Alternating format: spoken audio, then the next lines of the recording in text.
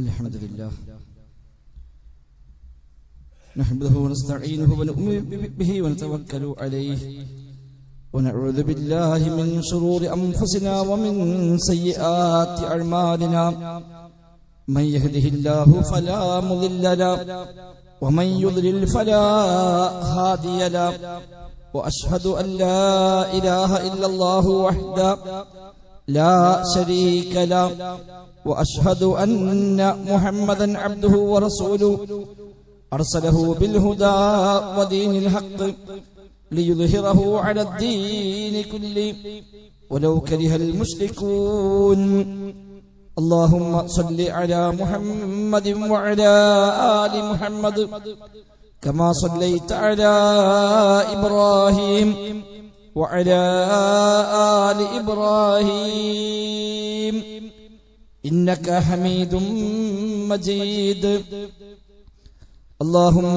بارك على محمد وعلى آل محمد كما باركت على إبراهيم وعلى آل إبراهيم إنك حميد مجيد أما بعد فإن خير الكلام كلام الله وخير السنن سنن محمد صلى الله عليه وسلم وشر الأمور محدثاتها وكل محدثة بدعة وكل بدعة ضلالة وكل ضلالة في النار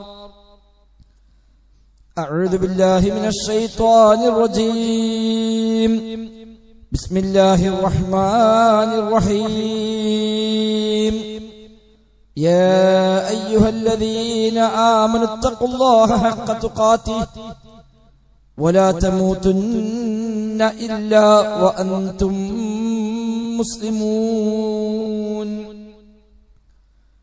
بسم الله الرحمن الرحيم والنجم إذا هوى ما ضل صاحبكم وما غوى وما ينطق عن الهوى إن هو إلا وحي يوحى علمه شديد القوى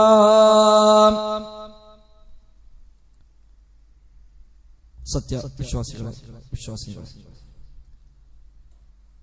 റഹ്മാനായ റബ്ബ് സുബ്ഹാനഹു വ തആലയുടെ നിയമ നിർദ്ദേശങ്ങൾ കഴിവിന്റെ പരമാവധി ജീവിതത്തിൽ പാലിക്കാൻ ശ്രമിച്ചുകൊണ്ട് തഖ്വയോടെ ജീവിക്കണേ എന്ന് പ്രത്യേകമായി എന്നെയും നിങ്ങളെയും ഒക്കെ ഓർമ്മപ്പെടുത്തുകയാണ്.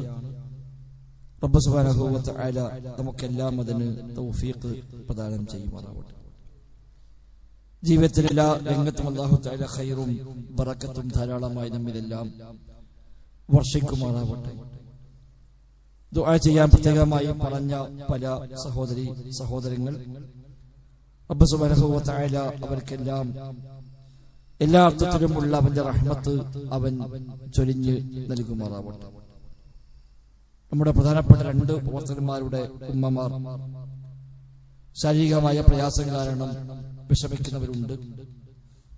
അല്ലാഹു തആല അവർക്ക് രണ്ടുപേർക്കും ശിഫ നൽകി അനുഗ്രഹിക്കുമാറാവട്ടെ. നമ്മളൊക്കെ ഏത് സമയത്ത് മരിക്കേണ്ടി വന്നാലും ലാ ഇലാഹ ഇല്ലല്ലാഹ് എന്ന് ഉച്ചരിച്ചുകൊണ്ട് ഈമാനോടെ മരിക്കാൻ തൗഫീഖ് നൽകി റബ്ബ് നമ്മയെല്ലാം അനുഗ്രഹിക്കുമാറാവട്ടെ.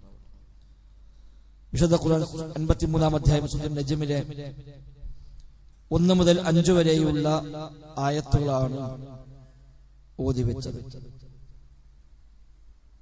കഴിഞ്ഞ ഖുതുബകളിൽ നാം സൂചിപ്പിച്ചതുപോലെ ഇസ്ലാമിക പ്രമാണങ്ങളിൽ സ്ഥാനം കൊണ്ട് രണ്ടാമതും പ്രമാണമാവുക എന്നതിൽ ഖുർആന്റെ കൂടെ തന്നെ ചേർത്തി പഠിപ്പിച്ചതുമായ പ്രവാചക അധ്യാപനങ്ങൾ, ഹദീസുകൾ, സുന്നത്തുകൾ,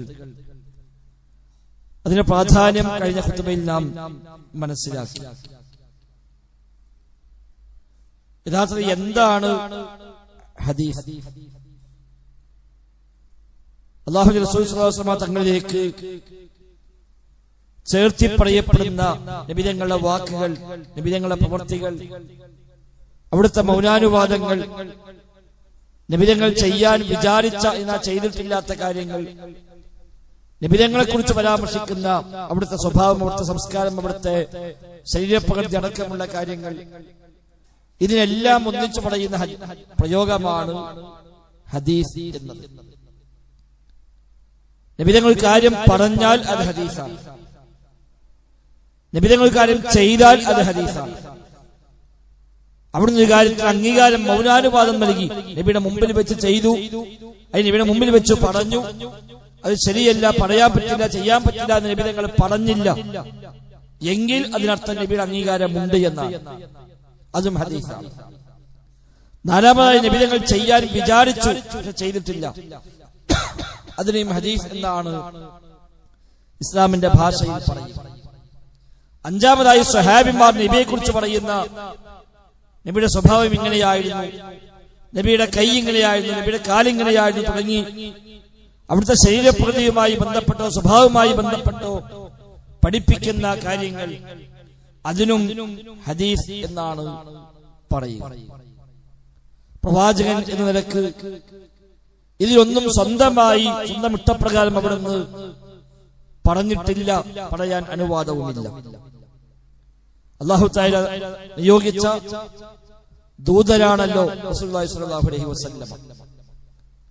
അതുകൊണ്ട് അല്ലാഹു തആല എന്താണോ വഹയ്യായി നൽകുന്നത് അതിവിടെ ഉമ്മത്തിലേക്ക് എത്തിക്കുക, അതാണ് പ്രവാചകരുടെ ദൗത്യം. സ്വന്തമായി ഉണ്ടാക്കി പറയതല്ല, ആലോചിച്ചും ചിന്തിച്ചും എന്തെങ്കിലുമൊക്കെ നിയമങ്ങളാക്കി പഠിപ്പിക്കതല്ല.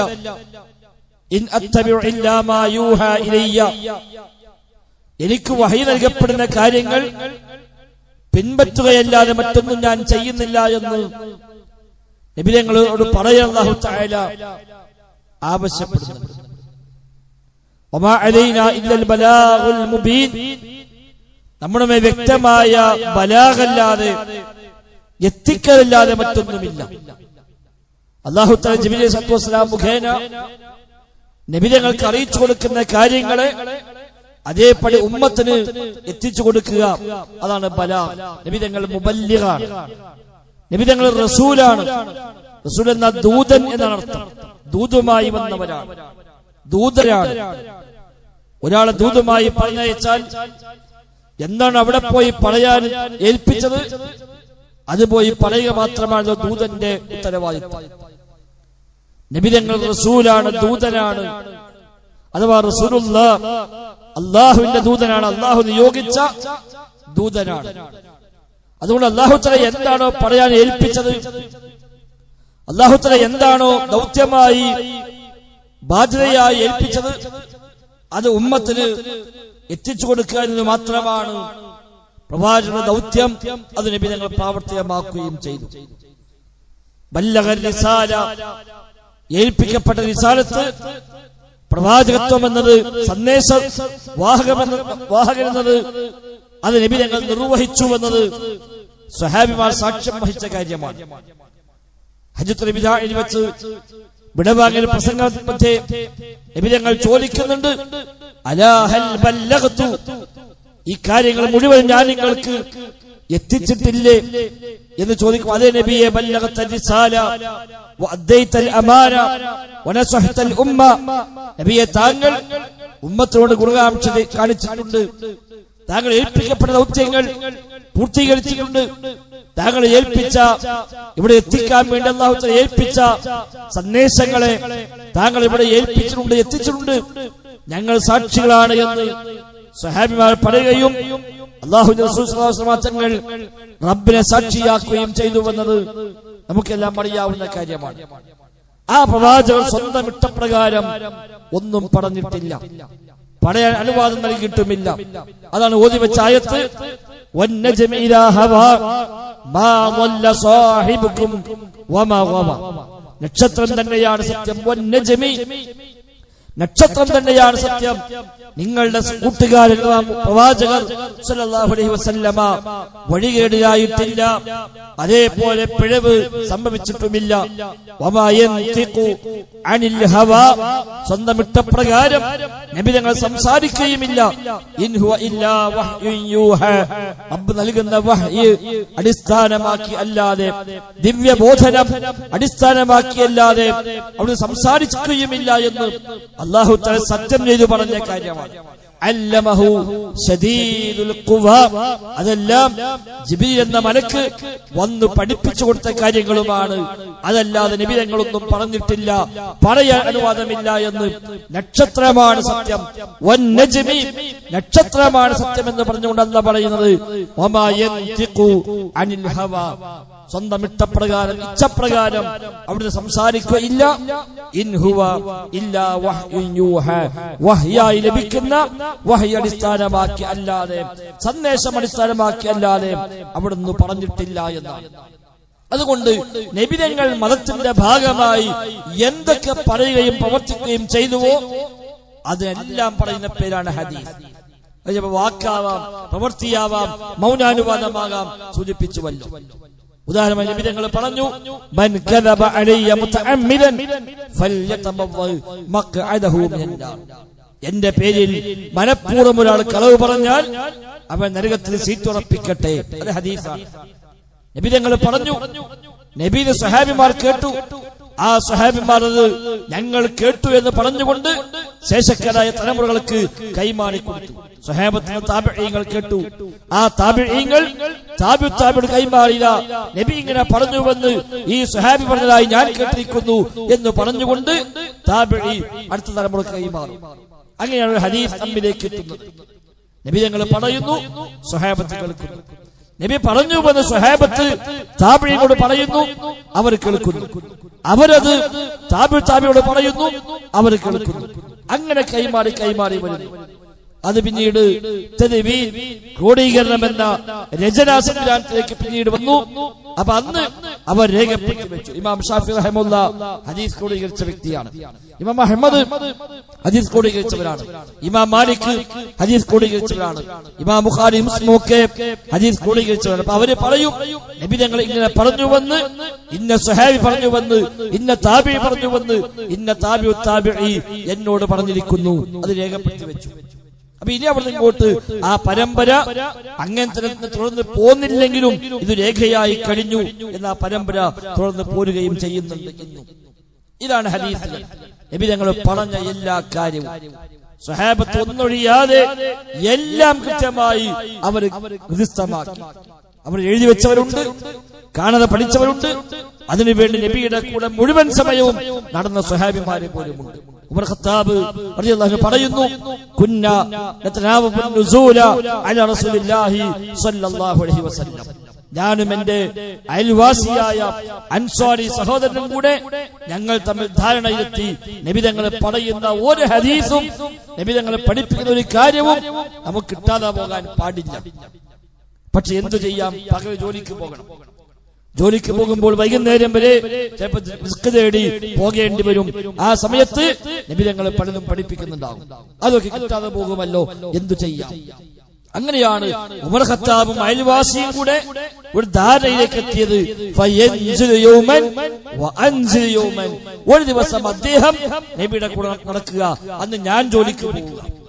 പിറ്റേന്ന് ഞാൻ നബിയുടെ കൂടെ നടക്കുക, അദ്ദേഹം ജോലിക്ക് പോവുക. അങ്ങനെ ഞങ്ങൾ മാറി മാറി ഊഴമിട്ടുകൊണ്ട് നബിയോടൊപ്പം ചെല്ലുമായിരുന്നുവെന്ന് ഉമർ ഖത്താബ് പറയുന്നത് ഇമാം ബുഖാരി തന്റെ സ്വഹീഹിൽ രേഖപ്പെടുത്തിയത് കാണാം. അങ്ങനെ അവർ നബിയോടൊപ്പം നടന്നു പഠിക്കാൻ വേണ്ടി. സദാസമയം നബിയുടെ കൂടെ സഹവസിച്ചവർ. അബൂ ഹുറൈറ റളിയല്ലാഹു അൻഹു നബിയുടെ പള്ളി തന്നെ താമസിച്ചവരാണ്. അദ്ദേഹത്തിന് വീടില്ല, താമസം പള്ളിയിലാണ്. സദാസമയം നബിയോടൊപ്പം ഉണ്ടാകും. നബി തങ്ങൾ ഏത് ഹദീസ് പറഞ്ഞാലും എല്ലാം ഒന്നൊഴിയാതെ കിട്ടണമെന്ന നിർബന്ധ ബുദ്ധി അദ്ദേഹത്തിനുണ്ടായിരുന്നു. അനസ് റളിയല്ലാഹു അൻഹു 10 കൊല്ലം നബിയുടെ കൂടെ സേവകനായി കൂടിയവരാണ്. 10 കൊല്ലം രാപ്പകൽ ഭേദമന്യേ നബിയോടൊപ്പം കൂടി അദ്ദേഹം. നബി തങ്ങൾ പറയുന്നതെല്ലാം കേട്ടു, നബി തങ്ങൾ ചെയ്യുന്നതെല്ലാം കണ്ടു. അതെല്ലാം ശേഷക്കാർക്ക് അദ്ദേഹം കൈമാറി കൊടുത്തു. പല വിഷയത്തിലും അവർ പറഞ്ഞു, നബി ഇങ്ങനെ പറഞ്ഞു ഞാൻ കേട്ടിട്ടുണ്ട്. നബി ഇങ്ങനെ ചെയ്തിട്ടുണ്ട്, നബി ഇങ്ങനെ അനുവാദം കൊടുത്തിട്ടുണ്ട് എന്നവർ പറയുമായിരുന്നു. 4 ഖലീഫമാർ അതിൽ മുമ്പിൽ നിന്നവരാണ്. നബി തങ്ങളുടെ ഭാര്യമാർ വിശിഷ്യ ആയിഷ റളിയല്ലാഹു അൻഹ പ്രത്യേകമായി അക്കാര്യത്തിൽ ശ്രദ്ധ പതിപ്പിച്ചവരാണ്.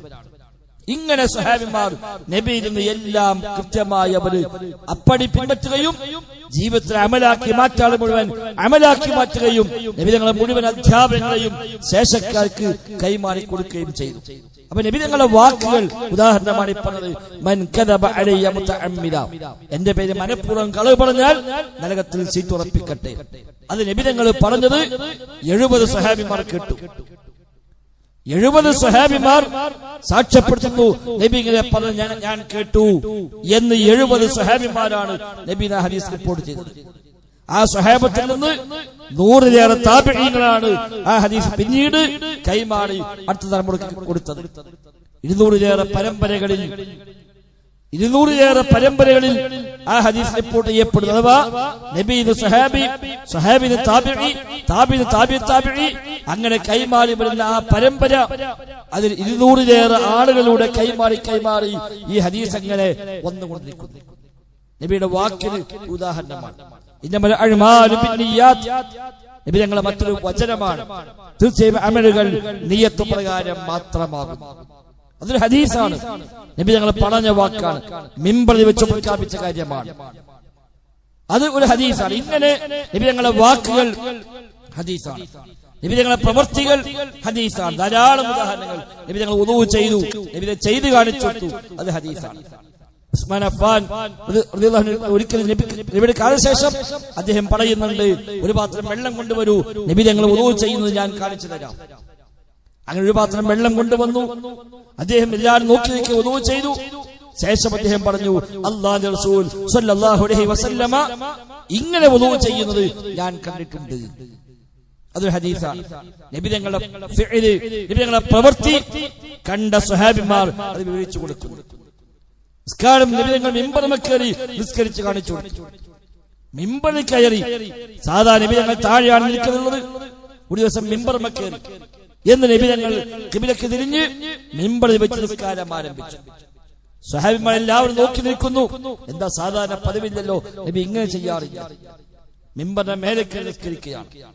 സുജൂദിന് സമയമാകുമ്പോൾ താഴേക്ക് ഇറങ്ങും, താഴെ സുജൂദ് ചെയ്യും, വീണ്ടും കയറും, മേലെ ബാക്കി നിസ്കരിക്കും. ഇങ്ങനെ മിമ്പറിലും താഴെയുമായി കൊണ്ട് ഞങ്ങൾ നിസ്കരിച്ചു. നിസ്കാരം കഴിഞ്ഞിട്ട് പറഞ്ഞു, ഞാൻ ഇങ്ങനെ ചെയ്തത് നിങ്ങൾ എന്നെ മാതൃകയാക്കാൻ വേണ്ടി ചെയ്തതാണ്. അതുകൊണ്ട് സ്വല്ലു കമാ റഅയ്തുമൂനി ഉസല്ലി, ഞാൻ നിസ്കരിക്കുന്നത് നിങ്ങൾ എങ്ങനെയാണോ കണ്ടത് അപ്രകാരം നിസ്കരിക്കുക. എന്റെ നിസ്കാരം നിങ്ങൾ ഇപ്പൊ കണ്ടല്ലോ, അത് എങ്ങനെയാണോ അങ്ങനെ നിസ്കരിക്കുക എന്ന് നബി സ്വല്ലല്ലാഹു അലൈഹി വസല്ലം പറയുകയും ചെയ്തു. അപ്പൊ ആ ഒരു ഫിഅല്, പ്രവൃത്തി, അതൊരു ഹദീസാണ്. നബി തങ്ങൾ ചെയ്ത ഏത് കാര്യമെടുത്താലും അതെല്ലാം ഹദീസായിട്ടാണ് കണക്കാക്കുക. നബി തങ്ങളുടെ ഹജ്ജ്, നബി തങ്ങൾ പ്രത്യേകം പറഞ്ഞു, ഖുദു അന്നി മനാസികകും, നിങ്ങൾ ഹജ്ജിന്റെ കർമ്മങ്ങൾ എന്നിൽ നിന്ന് നിങ്ങൾ കണ്ടുപഠിക്കുക എന്നാണ്. കണ്ടുപഠിക്കുന്നതില്ലെന്ന് നബി തങ്ങൾ ഹജ്ജിന്റെ ഓരോ കർമ്മവും ചെയ്തു കൊടുക്കുന്നു. സ്വഹാബിമാർ കാണുന്നു, നോക്കിക്കൊണ്ടിരിക്കുന്നു. ഇങ്ങനെ നബി തങ്ങളുടെ വാക്കുകൾ, പ്രവർത്തികൾ, നബി തങ്ങളുടെ മൗനാനുവാദങ്ങൾ നബിയുടെ മുമ്പിൽ വെച്ച് ഒരു സ്വഹാബി വല്ലതും ചെയ്യുന്നു, അല്ലെങ്കിൽ സ്വഹാബി വല്ലതും പറയുന്നു, അത് ശരിയല്ല, പറയാൻ പാടില്ല, ചെയ്യാൻ പാടില്ല എന്ന് നബി തങ്ങൾ വിലക്കുന്നില്ല എങ്കിൽ അതിനർത്ഥം ചെയ്യാൻ പറ്റുമെന്നാണ്. പറ്റൂലെങ്കിൽ അത് കാണുമ്പോ പറയും ചെയ്തുകൂടാ എന്ന്. അങ്ങനെ ധാരാളം സംഭവമുണ്ട്. പല കാര്യങ്ങൾ കണ്ടപ്പോൾ ഇത് ശരിയല്ല, ചെയ്യാൻ പാടില്ല എന്ന് നബി തങ്ങൾ വിലക്കിയ എത്രയോ സംഭവങ്ങൾ നമുക്ക് കാണാൻ കഴിയും. എന്നാൽ മറ്റു പലതും നബി തങ്ങൾ കണ്ടിട്ടും അറിഞ്ഞിട്ടും നബി തങ്ങൾ എതിർത്തില്ല. ഒന്നുകിൽ നബിയുടെ മുമ്പിൽ വെച്ച് ചെയ്യുന്നു, അല്ലെങ്കിൽ നബി തങ്ങളുടെ മുമ്പിലല്ല, അസാന്നിധ്യത്തിൽ ചെയ്തു. പക്ഷെ നബി തങ്ങൾ അറിഞ്ഞു. പിന്നെ നബിയോട് ഒന്ന് പറഞ്ഞാൽ ഇങ്ങനെ ചെയ്തു, അല്ലെ ഒരാൾ ഇങ്ങനെ ചെയ്തു, ആ സ്വഹാബി അങ്ങനെ ചെയ്തു എന്ന് നബി തങ്ങൾ അറിയുമ്പോൾ അത് ശരിയല്ലല്ലോ, ചെയ്യാൻ പാടില്ലല്ലോ എന്ന് പറഞ്ഞില്ല എങ്കിൽ അത് ഹദീസായിട്ടാണ് കണക്കാക്കുക. നബിയുടെ അംഗീകാരം ഉണ്ട് എന്നർത്ഥം. നബി തങ്ങൾ അനുവദിച്ചു, അംഗീകരിച്ചു, മൗനാനുവാദം നൽകി, അതും ഹദീസാണ്. നാലാമതായി നബി തങ്ങൾ ചെയ്യാൻ വിചാരിച്ചു, പക്ഷെ ചെയ്തിട്ടില്ല. ഉദാഹരണമായി മുഹറം 9 നോമ്പ്, മുഹറം 10 നബി തങ്ങൾ നോമ്പ് നോറ്റു, ആശൂറ നോമ്പ്. നബി തങ്ങൾ മദീനയിൽ വന്ന കാലം മുതൽ 10 നോൽക്കലുണ്ട്. ഏതോ വഫാത്താകുന്നതിന് മുമ്പത്തെ കൊല്ലം നബി തങ്ങൾ പറഞ്ഞു, അടുത്ത വർഷം ഞാനുണ്ടെങ്കിൽ 9 നോൽക്കും. ചെയ്യാൻ വിചാരിച്ചു, അത് പ്രഖ്യാപിക്കുകയും ചെയ്തു. പക്ഷെ അടുത്ത വർഷം മുഹറമിന് മുമ്പ് റബീഉൽ അവ്വൽ മാസത്തിൽ നബി തങ്ങൾ വഫാത്തായി. അതുകൊണ്ട് മുഹറത്തിൽ നബി തങ്ങൾ ജീവിച്ചിരിപ്പില്ല. അപ്പൊ മുഹറം 9 നബി നോറ്റിട്ടില്ല. പക്ഷെ നോൽക്കാൻ വിചാരിച്ചു. ഞാൻ ഉണ്ടെങ്കിൽ ഞാൻ നോൽക്കുമെന്ന് പറയുകയും ചെയ്തു. അതോട് അംഗീകാരമായി, അത് ഹദീസായി മാറി. ഈ നബി തങ്ങൾ നോറ്റിട്ടില്ല എന്ന് നോക്കേണ്ട കാര്യമില്ല, നമുക്ക് ആ നോമ്പ് സുന്നത്താണ്. അവിടെ മുഹറം 9ഉം 10ഉം സുന്നത്തായി മാറിയത് ആ ഒരു ചെയ്തി കൊണ്ടുകൂടിയാണ്. ഇങ്ങനെ നബി തങ്ങൾ ചെയ്യാൻ വിചാരിച്ച കാര്യം എന്നാൽ ചെയ്തിട്ടില്ല, അതും ഹദീസായിട്ടാണ് പരിഗണിക്കുക. ഇനി അതേപോലെ നബി തങ്ങളെ കുറിച്ച് സഹാബിമാരെ പറഞ്ഞ ധാരാളം സംഭവങ്ങൾ കാണാം. നബി തങ്ങളുടെ ശരീരപ്രകൃതിയെ സഹാബിമാർ വർണ്ണിച്ചിട്ടുണ്ട്. അനസ് റളിയല്ലാഹു പറഞ്ഞു, നബി തങ്ങളെ താടിലും തലയിലുമായി നരച്ച രോമങ്ങളെ ഞാൻ എണ്ണി 20ൽ താഴെ രോമങ്ങളാണ് നബി ഞങ്ങൾക്ക് ആകെ നരച്ചത്. ഇത് നബിയുടെ വാക്കല്ല, സഹാബിയുടെ വാക്കാണ്. പക്ഷെ നബിയെ കുറിച്ചാണ് പറയുന്നത്, അതും ഹദീസാണ്. അത് ഹദീസാണ്. നബിതങ്ങളുടെ ഓരോ ശരീരപ്രകൃതിയും സഹാബിമാർ പറഞ്ഞിട്ടുണ്ട്. നബിതങ്ങളുടെ വിരലുകൾ എങ്ങനെയായിരുന്നു, വിരൽ തലപ്പ് എങ്ങനെയായിരുന്നു, നബിതങ്ങളുടെ മൂക്കിന്റെ അഗ്രം എങ്ങനെയായിരുന്നു തുടങ്ങിയ എല്ലാം സഹാബിമാർ കൃത്യമായി നമുക്ക് വിവരിച്ചു തന്നിട്ടുണ്ട്. നബിതങ്ങളുടെ നീളവും നബിതങ്ങളുടെ നിറവും നബിതങ്ങളുടെ ഓരോ അവയവത്തിന്റെയും അതിന്റെ രീതികളടക്കം സഹാബിമാർ കൃത്യമായി വിവരിച്ചു തന്നിട്ടുണ്ട്. നബിതങ്ങൾ ചിരിക്കുമ്പോൾ നബിതങ്ങളുടെ മുഖഭാവം എങ്ങനെയായിരുന്നു, ദേഷ്യം വന്നാൽ മുഖഭാവം എങ്ങനെയായിരുന്നു സഹാബിമാർ പറയുന്നുണ്ട്. നബിതങ്ങൾക്ക് ദേഷ്യം വന്നാൽ ഇവിടെ മുഖത്ത് നിന്ന് ഞങ്ങൾക്കത് മനസ്സിലാകുമായിരുന്നു. അങ്ങനെ നബിയെ കുറിച്ച് പറയുന്ന കാര്യങ്ങൾ അതിനും ഹദീസ് എന്നാണ് പറയുക. ഇതെല്ലാം അള്ളാഹുവിന്റെ നിർദ്ദേശപ്രകാരം മാത്രമാണ് നബിതങ്ങൾ ഇതിനെല്ലാം ഒരു മാതൃക കാണിച്ചത്. മാനുഷികമായി ചെയ്ത കാര്യങ്ങൾ വേറെ ഉണ്ടാകാം, ഇതിന്റെ ഭാഗമായിട്ടല്ലാതെ. നബി നിങ്ങൾ ഒട്ടകപ്പുറത്ത് പോയി, അത് നബി ആയതുകൊണ്ട് പോയല്ല, അത് മാനുഷികമായ കാര്യമാണ്. ഗോതമ്പിന്റെ ഭക്ഷണം കഴിച്ചു, അതാ നാട്ടിലെ ഭക്ഷണമെന്ന ഗോതമ്പാണ്. ഈത്തപ്പനയുടെ ഓലമിടഞ്ഞ് പായ ഉണ്ടാക്കി ആ പായയെ കിടന്നുറങ്ങി, അതൊരു ദീനിന്റെ ഭാഗമായി ചെയ്ത കാര്യമല്ല. നബി ഞങ്ങൾ വീട് വെച്ചു, അത് മാനുഷികമായി ചെയ്ത കാര്യമാണ്. നബി ഞങ്ങൾ ആ നാട്ടിലെ വേഷം സ്വീകരിച്ചു, അത് മാനുഷികമായി ചെയ്ത കാര്യമാണ്.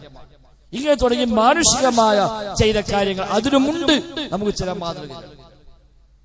അങ്ങനെ ചെയ്ത കാര്യങ്ങൾ സുന്നത്തായി ഗ്രഹിക്കപ്പെടുകയില്ല, എന്നാൽ അനുവദനീയമാണെന്ന് മനസ്സിലാക്കുക. തെറ്റാണെങ്കിൽ നബി തങ്ങൾ ചെയ്യില്ല. നബി തങ്ങൾ ഗോതമ്പ് കഴിച്ചു, നമുക്കുള്ള പാഠം എന്താണ്? ഗോതമ്പ് കഴിക്കാൻ പറ്റിയ ഭക്ഷണമാണ്. ഗോതമ്പ് കഴിക്കുക സുന്നത്താണോ? ഇല്ല. പക്ഷെ അത് കഴിക്കുക അനുവദനീയമാണ്. അനുവദനീയമല്ലെങ്കിൽ നബി തങ്ങൾ കഴിക്കൂല എന്നാണ് പഠിക്കേണ്ടത്. നബി തങ്ങൾ അങ്ങനെ ചുവന്ന കുപ്പായം നബി ധരിച്ചിട്ടുണ്ട്, കറുത്ത തലപ്പാവ് നബി തങ്ങൾ ധരിച്ചിട്ടുണ്ട്, ആഫ്കൈ നബി തങ്ങൾ ധരിച്ചിട്ടുണ്ട്. അതൊക്കെ സുന്നത്താകുമോ? ഇല്ല. എന്നാൽ അതൊക്കെ അനുവദനീയമാണ് എന്ന് മനസ്സിലാക്കാം. വെള്ളവസ്ത്രം നബി തങ്ങൾ ധരിച്ചിട്ടുണ്ട്, സുന്നത്താകുമോ? ആകും. എന്തുകൊണ്ട്? നബി തങ്ങൾ പ്രത്യേകം പറഞ്ഞു, നിങ്ങൾ വെള്ള ധരിക്കുക. അപ്പൊ പ്രത്യേകമായി കൽപ്പന കൂടി വന്നു, ചെയ്തു. അതോടൊപ്പം പ്രോത്സാഹനവും വന്നു. നബി തങ്ങൾ താടി വളർത്തി കേവലം മാനുഷികമായി ചെയ്താണോ? അല്ല, അതിന് പ്രാധാന്യം പറഞ്ഞു. താടിയെ സമൃദ്ധമാക്കണം, താടിയെ വെറുതെ വിടണം തുടങ്ങി ധാരാളം ഹദീസുകൾ അഭിഷേകമായി വന്നു. നബി തങ്ങൾ മീശ നന്നായി അത് പറ്റേ വെട്ടി ശരിപ്പെടുത്തുമായിരുന്നു, വളർത്താറില്ല മീശ. അത് മാനുഷികമായി മാത്രം ചെയ്താണോ? അല്ല, നബി തങ്ങൾ പറഞ്ഞു, നിങ്ങൾ മീശയെ വെട്ടുക, താടിയെ നിങ്ങൾ സമൃദ്ധമാക്കുക. എല്ലാ നബി തങ്ങൾ ധാരാളമായി മുടി വളർത്തി, അത് സുന്നത്തിന്റെ ഭാഗമാണോ? അല്ല. ആ നാട്ടിൽ പൊതുവെ എല്ലാവരും ധാരാളമായി മുടിയുണ്ട്, അത് അനുവദനീയമാണ്. നബിയും അതേപോലെ മുടി വളർത്തിയിട്ടുണ്ട്. ഇങ്ങനെ നബി തങ്ങൾ ദീനിന്റെ ഭാഗമായി ചെയ്തത്, പറഞ്ഞത്, അംഗീകരിച്ചത്, ചെയ്യാൻ വിചാരിച്ചത്, നബിയെ കുറിച്ച് സ്വഹാബിമാരെ പറഞ്ഞത്, ഇതിനെല്ലാം ഉൾക്കൊള്ളുന്ന വാക്കാണ് ഹദീസ് എന്നുള്ളത്. ഇതൊന്നും സ്വന്തം ഇഷ്ടപ്രകാരം പറഞ്ഞിട്ടില്ല, ചെയ്തിട്ടില്ല.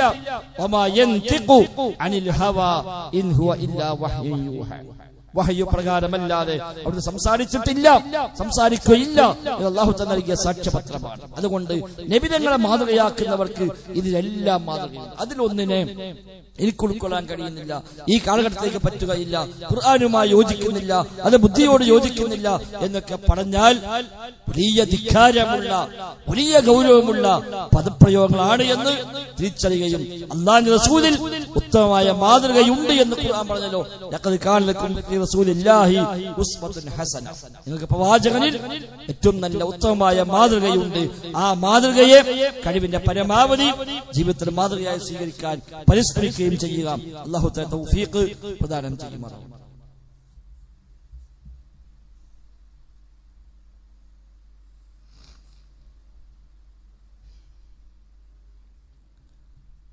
الحمد لله نحمده ونستعينه ونؤمن به ونتوكل عليه. اللهم صل على محمد وعلى آل محمد كما صليت على إبراهيم وعلى آل إبراهيم إنك حميد مجيد. സഹോദരന്മാരെ, റഹ്മാനായ റബ്ബ് സുബ്ഹാനഹു വ തആലയുടെ നിയമനിർദ്ദേശങ്ങൾ കഴിവിന്റെ പരമാവധി ജീവിതത്തിൽ പാലിക്കാൻ ശ്രമിച്ചുകൊണ്ട് തഖ്വയോടെ ജീവിക്കണേ എന്ന് പ്രത്യേകമായി ആവർത്തിച്ച് ഓർമ്മപ്പെടുത്തുകയാണ്. റബ്ബ് സുബ്ഹാനഹു വ തആല നമുക്കെല്ലാം തൗഫീഖ് പ്രദാനം ചെയ്യുമാറാവട്ടെ. നബിയുടെ മുമ്പിലേക്ക് പല ചോദ്യങ്ങളും വരുമ്പോൾ ആ വിഷയത്തിൽ അന്നുവരെ ഒരു വഹ്യ് വന്നിട്ടില്ലെങ്കിൽ നബി തങ്ങൾ നൽകുന്ന മറുപടി എനിക്കറിയില്ല എന്നായിരുന്നു. അഥവാ സ്വന്തം വകയായി ഒരു മറുപടി ഉണ്ടാക്കി പറഞ്ഞിട്ടില്ല എന്നർത്ഥം. ഒരാൾ വന്ന് ചോദിക്കുന്നു നബിയോട്, നബിയെ, അല്ലാഹു തആലക്ക് ഏറ്റവും പ്രിയപ്പെട്ട സ്ഥലങ്ങൾ ഏതൊക്കെയാണ്? നബിയുടെ മറുപടി ലാ അദ്രി, എനിക്കറിയില്ല. അല്ലാഹ്ക്ക് ഏതാ ഇഷ്ടം എന്ന് ചോദിക്കണം, അത് പറയേണ്ട അള്ളയാണ്. ആ വിഷയം വഹയി കിട്ടിയാൽ നബിക്ക് പറയാം, പക്ഷെ വഹയി കിട്ടിയിട്ടില്ല. പിന്നീട് ജിബ്രീൽ സ്വല്ലല്ലാഹു അലൈഹി വസല്ലം മറ്റൊരു വഹയുമായി വന്നപ്പോൾ നബി തങ്ങൾ ഈ ചോദ്യം ജിബ്രീലിനോട് ചോദിക്കുന്നു. ജിബ്രീൽ സ്വല്ലല്ലാഹു അലൈഹി വസല്ലമിന്റെ മറുപടി ലാ അദ്രി, എനിക്കറിയില്ല. പിന്നീട് അല്ലാഹു തആല മറുപടിയുമായി ജിബ്രീലിനെ പറഞ്ഞയക്കുന്നു. അഹബ്ബുൽ ബിലാദി ഇലല്ലാഹി മസാജിദുഹാ. അല്ലാഹുവിന് ഏറ്റവും പ്രിയപ്പെട്ട സ്ഥലങ്ങൾ നാട്ടിലെ പള്ളികളാകും. വഅബ്ഗളുഹാ അസ്വാഖുഹാ. ഏറ്റവും വെറുപ്പുള്ളത് അങ്ങാടികളുമാകുന്നുവെന്ന ഹദീസ് നബി സല്ലല്ലാഹു അലൈഹി വസല്ലം നബിക്ക് ആശയം പഠിപ്പിച്ചു കൊടുക്കുന്നു. നബി ആ ചോദ്യകർത്താവിന് പിന്നീട് അത് അറിയിച്ചു കൊടുക്കുന്നു. അപ്പൊ ആ വിഷയം വഹയി കിട്ടാൻ നബി തങ്ങൾ കാത്തിരുന്നു.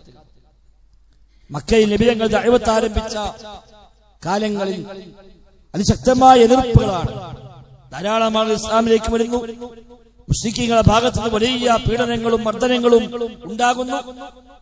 എങ്ങനെയൊക്കെ മർദ്ദിച്ചിട്ടും ആ പ്രവാചകനെ കൂടെ ആളുകളെ കൂടുകയാണ്, കുറയുന്നില്ല. അവസാനം മക്കക്കാർ തീരുമാനിച്ചു, തൗറാത്തും ഇഞ്ചീലുമൊക്കെ പഠിച്ച ആളുകൾ മറ്റു പല നാട്ടിലുമുണ്ട്, നമുക്ക് അവിടെ പോയിട്ട് അത്തരം പണ്ഡിതന്മാരെ ചെന്ന് കണ്ട് ചോദിക്കാം. അവരുടെ തൗറാത്തിലും ഇഞ്ചീലും ഒക്കെ അവസാന കാലത്ത് ഒരു നബി വരുമെന്ന് പറയുന്നുണ്ടല്ലോ, ആ നബിയുടെ ലക്ഷണവും ഇദ്ദേഹത്തിന്റെ ലക്ഷണവും യോജിക്കുന്നുണ്ടോ എന്ന് അറിയാൻ നമുക്കൊന്ന് പോയി ചോദിച്ചാലോ? അങ്ങനെ അഥവാ ആ ലക്ഷണം യോജിക്കുന്നില്ല എന്ന് മനസ്സിലായാൽ നമുക്ക് ഒന്നുകൂടെ ശക്തമായി തെളിവ് കിട്ടിയല്ലോ ഇദ്ദേഹത്തിനെതിരെയാണ്. യോജിക്കുന്നുണ്ടെങ്കിൽ സ്വീകരിക്കാൻ വേണ്ടിയല്ല, പക്ഷെ തള്ളാൻ ഒരു വകുപ്പുണ്ടാക്കാൻ. അങ്ങനെ രണ്ടുപേരെ അവർ പറഞ്ഞയച്ചു മദീനയിലേക്ക്. അക്കാലത്ത് മദീനയിൽ ചെന്ന് വേദ പണ്ഡിതന്മാർ കണ്ട് ഈ വിവരങ്ങളൊക്കെ പറഞ്ഞ് ഞങ്ങൾ നാട്ടിൽ നബിയാന്ന് പറഞ്ഞ് വന്നിട്ടുണ്ട്, വല്ലാത്ത പ്രയാസത്തിലാണ്, അതുകൊണ്ട് അയാൾ നബി അല്ല എന്ന് പറയാൻ ഒരു തെളിവുണ്ടോ? അതിന് വന്നതാണ്. അങ്ങനെ ഈ നബിയാണെന്ന് പറഞ്ഞ ആളുടെ എല്ലാ ലക്ഷണങ്ങളും ആ പണ്ഡിതന്മാർ ചോദിച്ചറിഞ്ഞു. ശേഷം പറഞ്ഞു, നിങ്ങൾ പറഞ്ഞ ലക്ഷണപ്രകാരം ശരിയാണെങ്കിൽ തൗറാത്തിലും ഇഞ്ചീലും ഒക്കെ പറഞ്ഞ അവസാന കാലത്തെ പ്രവാചകൻ തന്നെയാണ് അവിടെ വന്നിട്ടുള്ളത്. എനിക്ക് വല്ലാത്ത പ്രയാസമായി, എന്ത് ചെയ്യും? അവസാന ആ പണ്ഡിതന്മാരെ പറഞ്ഞു, ഞങ്ങൾ 3 ചോദ്യം തരാം. ആ 3 ചോദ്യം നിങ്ങൾ പോയി ചോദിക്കുക. ഒരു പ്രവാചകന് വഹയിലൂടെ അല്ലാതെ ഈ ചോദ്യങ്ങൾക്ക് മറുപടി പറയാൻ കഴിയില്ല. അവിടെ ആ ചോദ്യത്തിന് ഉത്തരം കിട്ടിയാൽ പിന്നെ സംശയിക്കേണ്ട, നബി തന്നെയാണ്. അങ്ങനെ 3 ചോദ്യം കൊടുത്തു. ഒന്ന്, അസ്ഹാബുൽ കഹ്ഫിനെ കുറിച്ചുള്ള ചരിത്രം പറഞ്ഞതെന്നാണ്. 2, ദുൽഖർനൈനിയുടെ ചരിത്രം പറയണമെന്നാണ്. 3, ആത്മാവ് റൂഹ് എന്താണ്? ഈ 3 ചോദ്യങ്ങൾക്ക് ഉത്തരം തേടുക. ആ ഉത്തരം കിട്ടിയാൽ നബിയാണെന്ന് ഉറപ്പാണ്. അങ്ങനെ അവർ തിരിച്ചു മക്കയിലെത്തി. ഈ കഥകളൊന്നും പറയാതെ നബിയെ വന്ന് കണ്ടിട്ട് പറഞ്ഞു, ഞങ്ങൾക്ക് ചില സംശയം ചോദിക്കാനുണ്ട്. നബി ഞങ്ങളോട് പറഞ്ഞു, ചോദിച്ചോളൂ. ഈ 3 ചോദ്യം ചോദിച്ചു. പ്രവാചക സുഹാസങ്ങൾ പറഞ്ഞു, ഞാൻ നാളെ പറയാം. ഉഖ്ബിറുക്കും ഗദൻ, നാളെ ഞാൻ പറഞ്ഞു തരാം. മതി, നാളെ കിട്ടിയാൽ മതി. തിരിച്ചുപോയി. പിറ്റേന്ന് അവർ വന്നു. പക്ഷേ നബി തങ്ങൾക്ക് വഹി വന്നില്ല. അതുകൊണ്ട് മറുപടി പറയാൻ കഴിഞ്ഞില്ല. അവർ അന്ന് മുഴുവൻ കാത്തിരുന്നു, മറുപടിയില്ല. നാട്ടിൽ വലിയ ആഘോഷമായി കണ്ടോ, ഇപ്പൊ നബിയല്ല എന്ന് ഉറപ്പായി. 3 ചോദ്യം ചോദിച്ചത് നാളെ പറയാന്ന് പറഞ്ഞിട്ട് ഉത്തരമില്ല. പിറ്റേന്ന് വീണ്ടും വന്നവർ, അന്നും ഉത്തരമില്ല. ദിവസങ്ങൾ നീണ്ടുപോയി, ഉത്തരമില്ല. 2 ആഴ്ച സമയം ആ വിഷയത്തിൽ വഹി വന്നില്ല. നബി തങ്ങൾക്ക് വല്ലാത്ത പ്രയാസം, സ്വഹാബത്തിന് പ്രയാസം, നാട്ടിൽ വല്ലാത്ത ആഘോഷം. ഇതാ നബിയല്ല എന്ന് ഉറപ്പായി. എത്ര ദിവസമായി ഉത്തരം പറയാന്ന് പറഞ്ഞിട്ട്. 2 ആഴ്ച കഴിയുമ്പോ വഹി വന്നു. വലാ തഖൂലന്ന ലിശൈഇൻ ഇന്നി ഫാഇലുൻ ദാലിക ഗദൻ ഇല്ലാ അൻ യശാ അല്ലാഹ്. ഒരു കാര്യം നാളെ ചെയ്യുമെന്ന് മേലാൽ പറയരുത്, ഇൻഷാ അല്ലാഹ് പറഞ്ഞിട്ടല്ല. അല്ലാഹു ഉദ്ദേശിച്ചാൽ എന്ന് പറഞ്ഞിട്ടല്ലാതെ ഇങ്ങനെ പറയാൻ പാടില്ല. കണ്ടോ, അപ്പൊ നാളെ പറയുമെന്ന് പറയാൻ പോലും ഇൻഷാ അല്ലാഹ് പറയണം. ഈ ചോദ്യങ്ങൾക്ക് ഉത്തരവും കിട്ടി. ഒന്ന് അസ്ഹാബുൽ കഹ്ഫിന്റെ കഥ, സൂറത്തുൽ കഹ്ഫ് അവതരിച്ചത് അവിടെയാണ്. ആ കഥ വിശദമായി അതിൽ പറഞ്ഞു. 2 വയസ്അലൂനക അൻ ദിൽ ഖർനൈൻ ഖുൽ സഅത്ലു അലൈക്കും മിൻഹു ദിക്റ. വയസ്അലൂനക നബിയെ, താങ്കളോട് അവർ ചോദിക്കുന്നു, അൻ ദിൽ ഖർനൈൻ, ദുൽഖർനൈനെ പറ്റി ചോദിക്കുന്നു, പറയുക, ഞാൻ നിങ്ങൾക്ക് വിശദമായി വിവരിച്ചു തരാം. വയസ്അലുക അനിർ റൂഹി ഖുൽ റൂഹു മിൻ അംരി റബ്ബി. നബിയെ, നിങ്ങളോട് അവർ ചോദിക്കുന്നു, അനിർ റൂഹി, റൂഹിനെ കുറിച്ച്, ഖുൽ, പറഞ്ഞു കൊടുക്കുക. കണ്ട, ചോദ്യം നബിയോടാണ്, ഉത്തരം അവിടുന്നാണ്. വയസ്അലൂനക, നബിയെ നിങ്ങളോട് ചോദിക്കുന്നു, ഖുൽ, പറഞ്ഞു കൊടുക്കുക. അപ്പൊ ചോദ്യം നബിയോട്, ഉത്തരം പടച്ച റബ്ബിൽ നിന്ന്. അതാണ് വഹി. ഇത്രയും ഒരു നിർണായകമായ ഘട്ടത്തിലായിട്ട് പോലും വഹി വരാതെ നബി തങ്ങൾ പറഞ്ഞില്ല. മാത്രമല്ല, നബി തങ്ങൾ പ്രവാചകരാണ് എന്നൊരു തെളിവാണ് ആ 3 ദിവസങ്ങൾ വൈകിയതാണ്. വ്യാജനായിരുന്നുവെങ്കിൽ നാളെ പറയാതെ പറഞ്ഞ സ്ഥിതിക്ക് അഭിമാനം കാക്കാൻ, മാനം കാക്കാൻ തൽക്കാലം എന്തെങ്കിലും പറഞ്ഞൊപ്പിക്കുമല്ലോ. അതുണ്ടായില്ല. എനിക്ക് വഹി കിട്ടിയിട്ടില്ല, പറയാൻ കഴിയില്ല എന്നൊന്ന് കാത്തിരിക്കുകയാണ്. അതിന് ശരിയായ പ്രവാചകനാണ് എന്നതിന് തെളിവായിരുന്നുവെന്നാണ് പണ്ഡിതന്മാർ വിശദീകരിച്ചത്. സൂചിപ്പിച്ചത്, നബിതങ്ങൾ പഠിപ്പിച്ചത് മുഴുവനും, അവിടുന്ന് പ്രവർത്തിച്ചത് മുഴുവനും, അവിടുന്ന് മാതൃക കാണിച്ചത് മുഴുവനും, അംഗീകാരം നൽകിയത് മുഴുവനും പടച്ച റബ്ബിന്റെ വഹ്യു പ്രകാരം മാത്രമാണ്. അല്ലാതെ ചെയ്തിട്ടില്ല, ചെയ്യാൻ അനുവാദമില്ല. സ്വന്തം ഇഷ്ടപ്രകാരം മതത്തിന്റെ കാര്യവും നബിതങ്ങൾ പറഞ്ഞിട്ടില്ല. അതുകൊണ്ട് അശ്ഹദു അന്ന മുഹമ്മദ് റസൂലുള്ളാഹി എന്ന ഷഹാദത്ത് അംഗീകരിക്കുന്നതിന്റെ അർത്ഥം, ആ നബിതങ്ങൾ അല്ലാഹ് അയച്ച ദൂതനാണ്. അതുകൊണ്ട് ആ നബിതങ്ങൾ എന്തു പറഞ്ഞോ ഞാൻ സ്വീകരിക്കാൻ തയ്യാറാണ്. നബിതങ്ങൾ എന്ത് ചെയ്തു കാണിച്ചോ ഞാൻ അംഗീകരിക്കാൻ തയ്യാറാണ്. അതിനർത്ഥം. പിന്നെ അവിടെ വേറെ ചോദ്യങ്ങളും വേറെ വർത്തമാനങ്ങളും ഇല്ല. ആ നിലക്ക് നബിതങ്ങളെ പിൻപറ്റുമ്പോഴാണ് അവർ ഷഹാദത്ത് പരിപൂർണമാകുന്നത്. വിശുദ്ധ ഖുർആനും അതിന്റെ ജീവിച്ച മാതൃകയായി കാണിച്ച നബിതങ്ങളുടെ അധ്യാപനങ്ങളും രണ്ടും ചേർത്ത് വെച്ചെങ്കിൽ മാത്രമാണ് ദീനിന്റെ മുഴുവൻ കാര്യങ്ങളും ഒരാൾക്ക് സ്വീകരിക്കാൻ കഴിയുക. കഴിഞ്ഞ ഖുത്ബയിൽ സൂചിപ്പിച്ചതുപോലെ ഹദീസ് വേണ്ടെന്ന് വെച്ചാൽ മതത്തിന്റെ ഒരു കാര്യവും സ്വീകരിക്കാൻ കഴിയാത്ത, മതം തന്നെ തള്ളിപ്പറയേണ്ടുന്ന അവസ്ഥയിലേക്ക് അവസാനം എത്തുമെന്നത് യാഥാർത്ഥ്യമാണ്. ആ നിലയ്ക്ക് നാം ദീന് ഉൾക്കൊള്ളാൻ, പ്രമാണങ്ങൾ സ്വീകരിക്കാൻ നാം തയ്യാറാവുക. റബ്ബ് സുബ്ഹാനഹു വ തആല നമുക്കെല്ലാം തൗഫീഖ് പ്രദാനം ചെയ്യുമാറാവട്ടെ. നമ്മുടെ ഈ പള്ളിയിലെ ദർസിൽ പഠിക്കുന്ന വിദ്യാർത്ഥി, അവന്റെ പിതാവ് കഴിഞ്ഞ ദിവസം പെട്ടെന്ന് മരണപ്പെട്ടു. ഹൃദയാഘാതം സംഭവിച്ച് വളരെ പെട്ടെന്ന് അദ്ദേഹം മരണപ്പെട്ടു. 48 വയസ്സുള്ള സജീവനായ പ്രവർത്തകൻ കൂടിയായിരുന്നു. അല്ലാഹു തആല അദ്ദേഹത്തിന് മഗ്ഫിറത്തും മർഹമത്തും നൽകി അനുഗ്രഹിക്കുമാറാവട്ടെ. ഖബർ ജീവിതം സന്തോഷപൂർണ്ണമാക്കി കൊടുക്കുമാറാവട്ടെ. നാളെ പരലോകത്ത് അല്ലാഹുവിന്റെ അംബിയാഇന്റെയും ഔലിയാഇന്റെയും ശുഹദാഇന്റെയും സ്വാലിഹീകളുടെയും കൂടെ സ്വർഗ്ഗത്തിൽ ഒരിടം നൽകി ആ സഹോദരനെയും നമ്മയും എല്ലാം അല്ലാഹു തആല അനുഗ്രഹിക്കുമാറാവട്ടെ. اللهم ربنا آتنا في الدنيا حسنة وفي الآخرة حسنة وقنا عذاب النار. اللهم اغفر للمؤمنين والمؤمنات والمسلمين والمسلمات الأحياء منهم والأموات إنك مجيب الدعوات وقاضي الحاجات. ربنا اصرف عنا عذاب جهنم إن عذابها كان غراما إنها ساءت مستقرا ومقاما. اللهم ربنا تقبل منا ربنا تقبل منا ربنا تقبل منا إنك أنت السميع العليم وتب علينا إنك أنت التواب الرحيم. وصلى الله وسلم على محمد وآله وصحبه أجمعين والحمد لله رب العالمين.